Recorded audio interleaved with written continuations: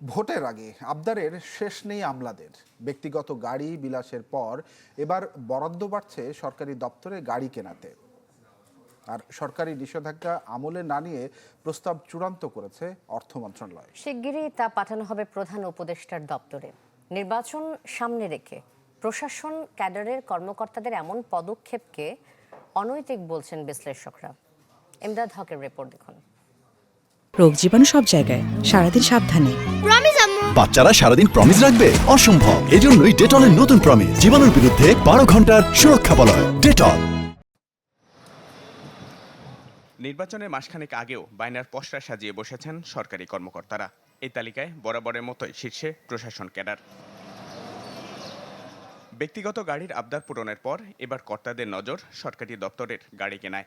যদিও তাতে নিষেধাজ্ঞা রয়েছে সরকারের, 3 দফায় একই নির্দেশনা আসে প্রধান উপদেষ্টার দপ্তর থেকেও। সেই নির্দেশনাকে থোড়াই কেয়ার করে সম্প্রতি অর্থ মন্ত্রণালয়ে চিঠি পাঠিয়েছে জনপ্রশাসন মন্ত্রণালয়। 10টি গাড়ি সরবরাহ প্রতিষ্ঠানের দর যাচাই করে প্রস্তাবও চূড়ান্ত। অনূর্ধ্ব 1600 সিসি গাড়ির জন্য বরাদ্দ থাকছে 56 লাখ টাকা, বর্তমানে যা 45 লাখ। 2500 সিসি পিকআপের জন্য 14 লাখ টাকা বাড়িয়ে ধরা হয়েছে 52 লাখ টাকা। এছাড়া মিনি বাসে 13 লাখ, বাস ও ট্রাক 10 লাখ এবং মোটরসাইকেলে বাড়ছে 53,000 টাকা। অর্থ মন্ত্রণালয়ের প্রস্তাবনাটি শিগগিরই পাঠানো হবে প্রধান উপদেষ্টা দপ্তরে।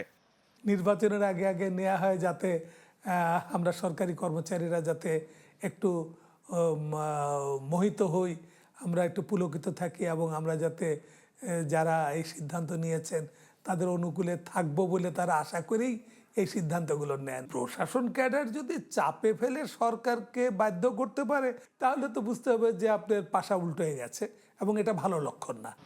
চলতি অর্থবছর নির্ধারিত লক্ষ্যের চেয়ে 33,000 কোটি টাকা বেশি ঋণ নিয়েছে সরকার।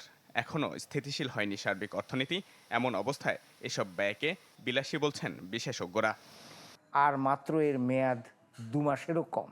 সেই অবস্থাতে এই ব্যাপারগুলো না করাই ভালো, কারণ যেগুলো না করলেই না সেগুলো তো তোমার করতেই হচ্ছে আগামী নির্বাচন পর্যন্ত। কিন্তু যে সমস্ত সিদ্ধান্তগুলো নির্বাচিত সরকারের নেওয়ার কথা সেটা যদি অন্তর্বর্তীকালীন সরকার নেয় তাহলে পরে একটা সমস্যা হতে পারে। ভোটের আগে আমলাদের এমন প্রস্তাব অনুমোদনে বাকি কেবলই আনুষ্ঠানিকতা।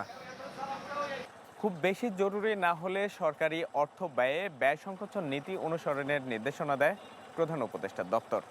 যদিও এসব নির্দেশনা মানা হচ্ছে না, এর ফলে একদিকে যেমন তৈরি হচ্ছে প্রশাসনিক বিশৃঙ্খলা, তেমনি অর্থনৈতিকভাবে চাপে পড়ছে সরকার। ইমদাদ হক, চ্যানেল 24, ঢাকা।